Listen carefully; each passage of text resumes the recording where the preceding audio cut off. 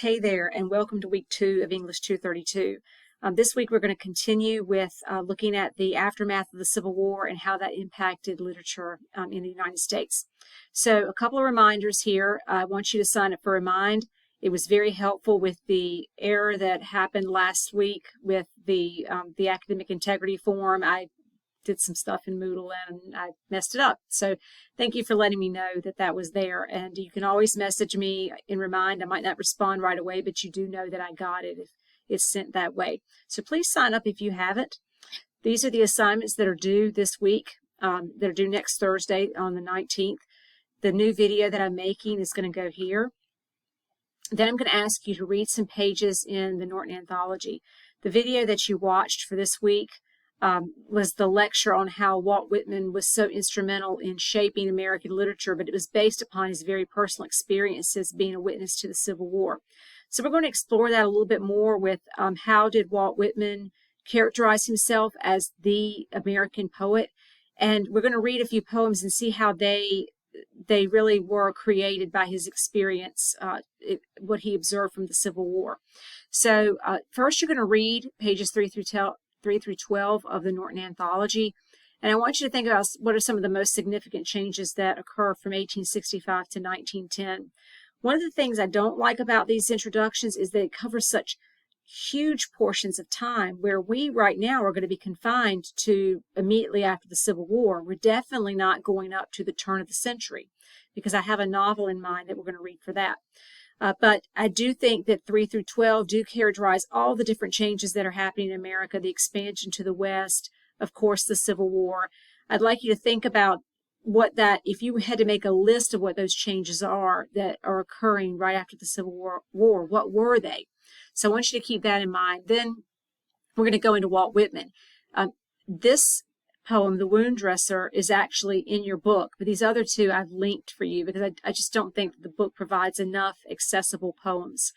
Then we're going to move to Emily Dickinson, who is one of my favorites, often doesn't get the kind of credit that Walt Whitman gets. They were contemporaries writing nearly the same time, but unlike Walt Whitman, Emily Dickinson did not see herself as a spokesperson for all of America, and she wasn't trying to be famous. In one example, she was angry that her, I believe it was her sister-in-law, had published some of her work. But ultimately, she did release it to the public, but she was angry first. So I've got two poems here that are in the book, page 52 and page 45, and I checked those page numbers. But again, if you ever see any mistakes, please just message me. And then I've got 3 more that are here that are just really, I love her. I had to hold myself back with these poems. Then some interaction. I have a lesson here that introduces you to like reading poetry and understanding poetry.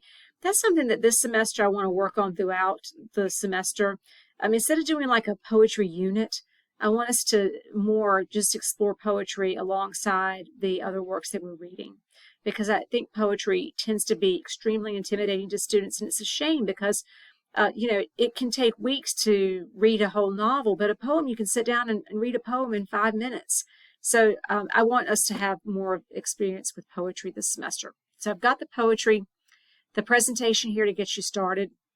And then I'm still drafting what this Read About response to poetry is, but I'm going to be asking you each week to write a poetry response. And the response paper is something that, I found that most of my students don't have familiarity with it. I used to teach AP English at the high school level, and it was brand new to them. So unless you took an AP English class in high school, this may be unfamiliar to you. So I'm going to put some guidelines down for that.